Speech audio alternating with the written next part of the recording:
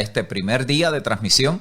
Estoy feliz de estar con ustedes y poder compartir la palabra del Señor. Les invito a que consideremos el capítulo 17, versículo número 18 del Evangelio según San Juan, que lee: como tú me enviaste al mundo, así yo los he enviado al mundo.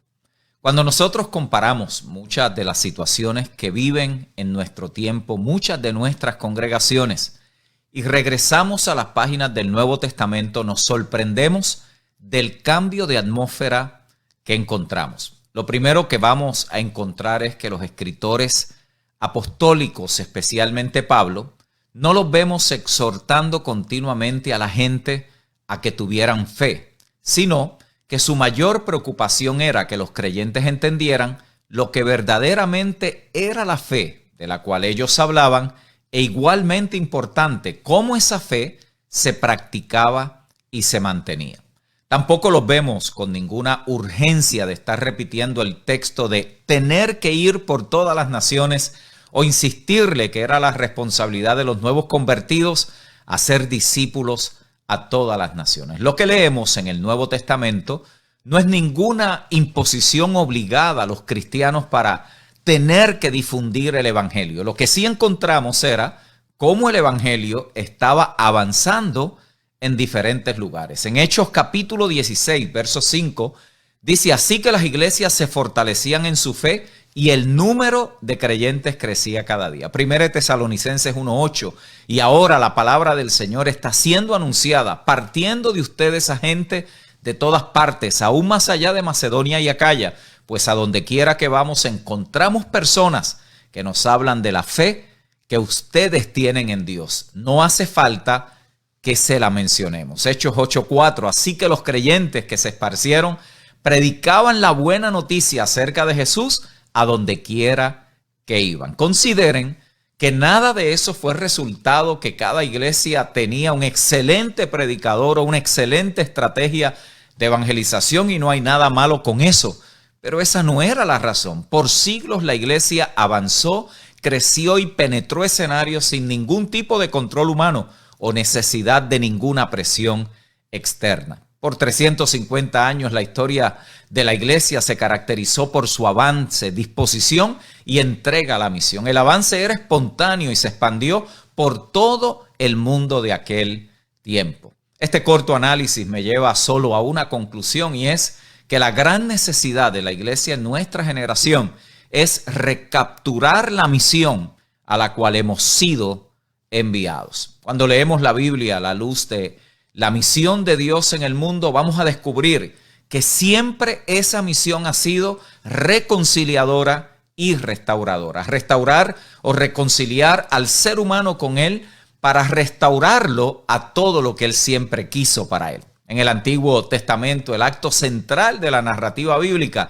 está centrado en un éxodo. Para Israel, el éxodo representó la liberación del pueblo de Dios de la opresión y la esclavitud, y en el Nuevo Testamento se presenta un segundo éxodo en el cual Dios mismo se encarna para librar a su pueblo de la opresión y la esclavitud. Pablo resume esto de una manera magistral en Gálatas 1:3-5, cuando dice: gracia y paz sean a vosotros de Dios, el Padre, y de nuestro Señor Jesucristo, el cual se dio a sí mismo por nuestros pecados para librarnos del presente siglo malo, conforme a la voluntad de nuestro Dios y Padre, a quien sea la gloria por los siglos de los siglos. Amén. En ambos casos, la liberación no fue solo de algo, sino para algo. El propósito de la liberación de la opresión y esclavitud era para ser los participantes de la reconciliación y la restauración de lo que Dios había hecho en Cristo. En otras palabras, ni Israel ni la iglesia fueron liberados para que existieran para sí mismos, sino para ser el instrumento de la misión de Dios en el mundo. En este sentido, no es que la iglesia entonces tiene una misión, sino que la misión tiene una iglesia. La iglesia encarna en tiempo real a qué se parece la misión de Dios en el mundo. La misión de Dios, según la vemos en la Escritura, está compuesta por 4 elementos fundamentales que demandan una expresión práctica. El primer elemento que compone la misión de Dios es el vivir en comunión con el Hijo.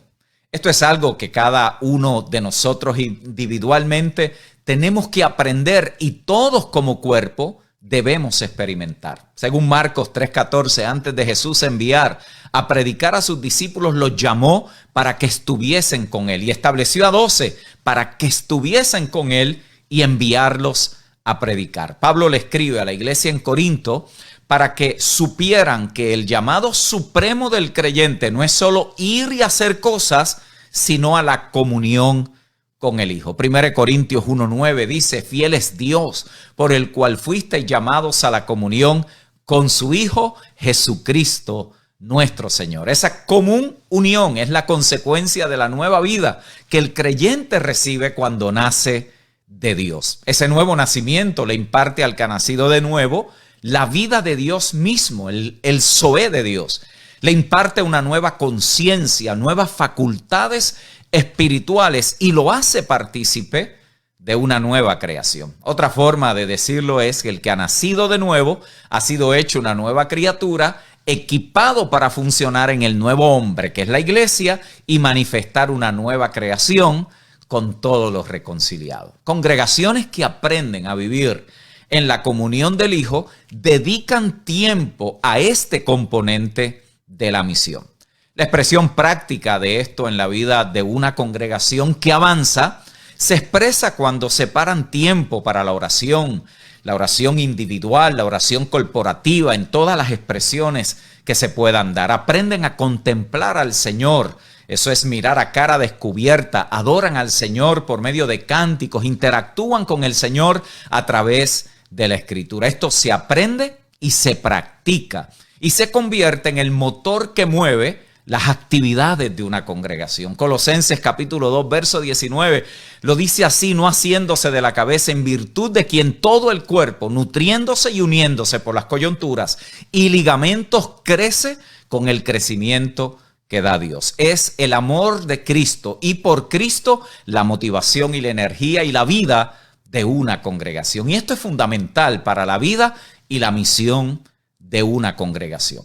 El segundo elemento de la misión es ser una expresión visible del cuerpo de Cristo por medio del ministerio de cada creyente, o en otras palabras, el sacerdocio de los santos. A través del ministerio de cada uno de los hijos de Dios se expresa la vida de Dios. 1 Corintios 14:26. ¿Qué hay pues, hermanos? Cuando os reunís, cada uno de vosotros tiene salmo, tiene doctrina, tiene lengua, tiene revelación, tiene interpretación. Hágase todo para la edificación. La forma como la mayoría de las congregaciones operan hace literalmente imposible que esto se haga una realidad. Unas pocas personas ministran a una audiencia que es mayormente pasiva. De hecho, una de las cosas que hace evidente si estamos desempeñando nuestra función correctamente es si cada día la gente depende menos de sus líderes y han aprendido a ministrarse mutuamente en el cuerpo. Esto es fundamental para la vida y la misión de una iglesia que avanza. El tercer elemento de la misión es manifestar a qué se parece la vida en el reino de Dios. Por su forma de vida, sus valores y sus relaciones interpersonales, la iglesia muestra a qué se parece el mundo cuando Cristo es el que gobierna. La iglesia manifiesta en tiempo real lo que ya en Cristo es una verdad consumada. El propósito eterno del Padre era reconciliar todas las cosas en el Hijo y llenar todas las cosas del Hijo. Dígalo conmigo. Reconciliarlo todo y llenarlo todo. Ya esto sucedió y está sucediendo. La iglesia es la comunidad del Rey que ha sido reconciliada con Dios, con ellos y entre ellos y con todo el orden creado. De los dos pueblos, Él hizo uno, quitó la pared que nos dividía, toda barrera de raza, sexo, cultura, estatus económico, social fue quitada. Gálatas 3:28, y ya no hay ni judío ni griego, no hay esclavo ni libre, no hay varón ni mujer, porque todos vosotros sois uno en Cristo Jesús. La iglesia es la obra o la obra maestra de esta reconciliación. La iglesia vive y actúa como la nueva humanidad en la tierra. De esta manera, la iglesia se convierte en la imagen visible del Dios invisible. Al participar en la comunión del Padre y del Hijo a través del Espíritu Santo, la iglesia exhibe públicamente el amor de Dios y a qué se parece el reino de Dios. Esto es fundamental para la vida y la misión de una iglesia que avanza.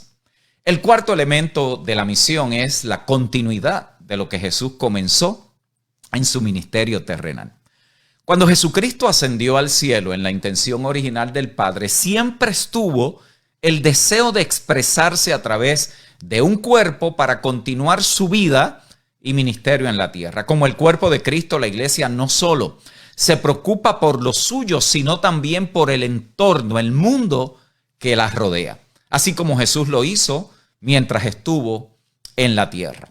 Las páginas de la historia están llenas de historias de cómo los primeros cristianos se ocuparon de los pobres, defendieron a los que sufrían injusticia y satisfacían las necesidades de los que morían de hambre o aún de algún tipo de plaga. En otras palabras, las primeras comunidades cristianas se preocupaban por sus vecinos o cristianos que estaban sufriendo. En resumen, la iglesia del primer siglo entendió que ella estaba llevando a cabo el ministerio terrenal de Jesucristo. Ella bien entendía que Él era el mismo ayer, hoy y siempre. A lo largo del ministerio, Jesús mostró de qué es que se trataba este tema, este asunto del reino de Dios. Y Él lo mostró amando a los marginados, haciéndose amigo de los oprimidos, sanando a los enfermos, limpiando a los leprosos, cuidando a los pobres, sacando a los demonios, perdonando los pecados y otra cantidad de cosas que vemos en los evangelios. Y esto está relacionado a la justicia del reino. En el ministerio de Jesús, un poco del futuro había penetrado en el presente. Jesús manifestó por un tiempo a qué es que se parece el mundo cuando Dios es quien gobierna, donde el sufrimiento humano será erradicado y habrá paz, gozo, justicia y libertad. La iglesia, que es su cuerpo en el mundo, lleva a cabo ese ministerio. Está en la iglesia como una señal del reino que vino, que está viniendo y que vendrá. La iglesia vive y actúa la realidad de que Jesucristo es el Señor del mundo hoy. Vive en la presencia del futuro, en el ya, pero el todavía no. Por esta razón, la iglesia está comisionada para proclamar y encarnar el reino ahora, para manifestar la nueva creación ante la vieja creación y para traer un pedazo del cielo a la tierra, demostrando a qué se parece el mundo cuando Dios es el que gobierna. En la vida de la iglesia, la justicia del reino de Dios ya ha comenzado. Esta dimensión de la misión de la iglesia tiene que ver con la manera en cómo ella muestra a Cristo que mora en ella a los que están fuera de ella. Tiene que ver con cómo ella expresa a Cristo al mundo. Jesús cumplió la misión de Israel en su ministerio terrenal, pero desde su resurrección, Él ha comisionado a la iglesia para que continúe esa misión. La iglesia muestra que el Jesús que caminó en esta tierra es el mismo Cristo que ha tomado residencia en nosotros. La pregunta entonces que nos debemos hacer es: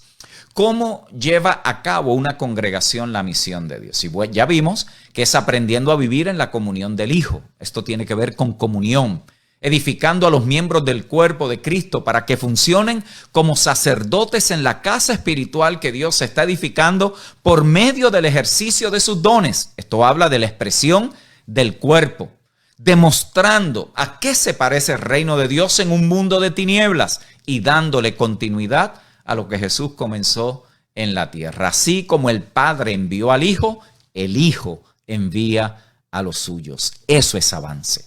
¿Cuál es el propósito de todo esto? Llenarlo todo de Cristo. Esa debe ser la meta del evangelismo y todas las actividades de una congregación. La misión de Dios debe llevarnos a una recalibración total de cómo la iglesia se expresa aquí en la tierra. De esto es que trata el reino, que no es otra cosa que el gobierno de Dios, llenarlo todo de Cristo. Jesús no enseñó, vénganos tu iglesia, sino vénganos tu reino. Jesús modeló esto por medio de sus enseñanzas y acciones, y el contexto en el cual Él lo hizo es muy similar al nuestro. Consideremos algunos de los paralelos que vemos allí. La religión institucionalizada había colapsado. Había una profunda desilusión con los dioses del panteón romano: Júpiter, Juno, Neptuno, Minerva, Marte, Venus, Febo, Diana, Mercurio y todos estos dioses de la mitología griega. El judaísmo también, como religión,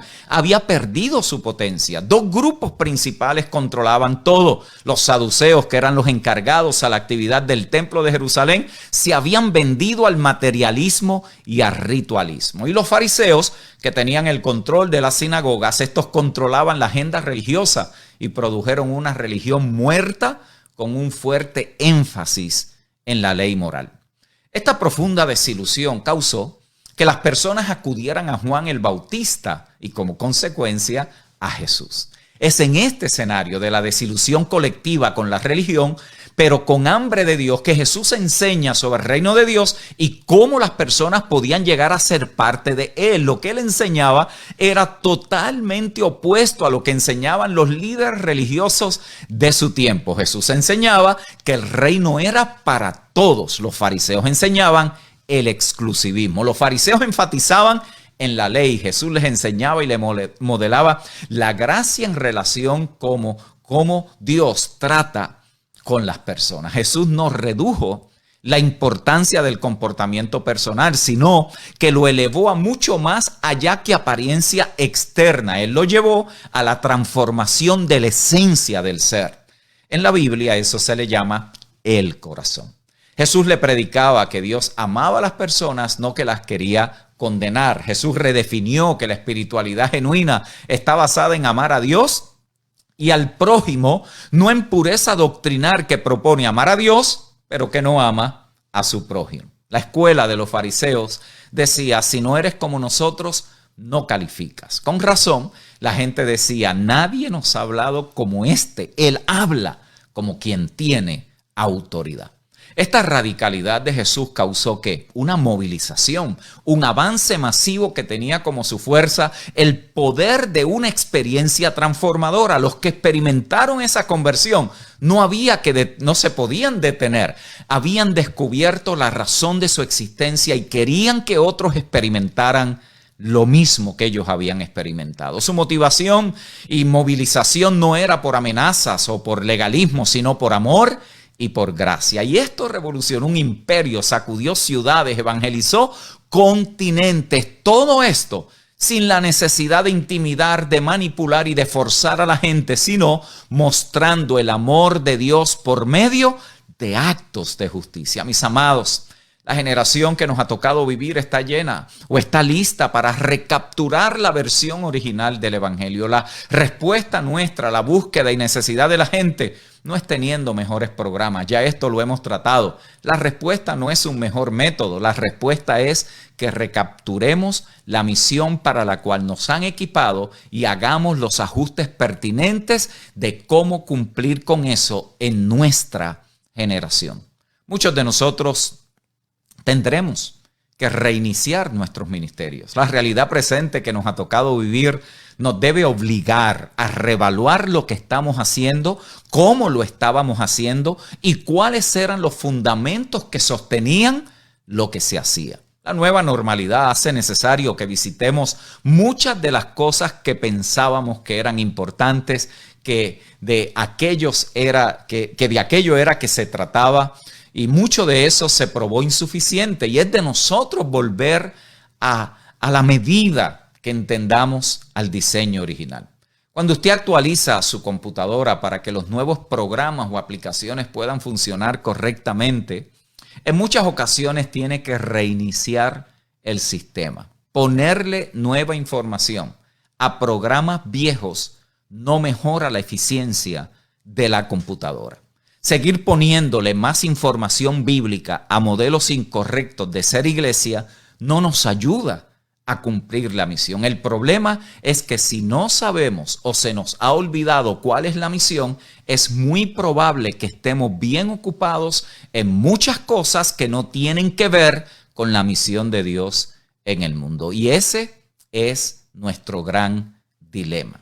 Y allí es donde yo mañana continúo con este tema y te voy a compartir varios principios prácticos de lo que yo entiendo que la presente realidad requiere para seguir avanzando como iglesia. Oro al Señor que en este camp tu pasión por el cumplimiento de la misión sea renovada, se enciende una chispa que te lleve a decir que para estos tiempos, para estos momentos, para esta ocasión particular, estamos diseñados. Porque esa, en realidad, es nuestra naturaleza. Bendecidos.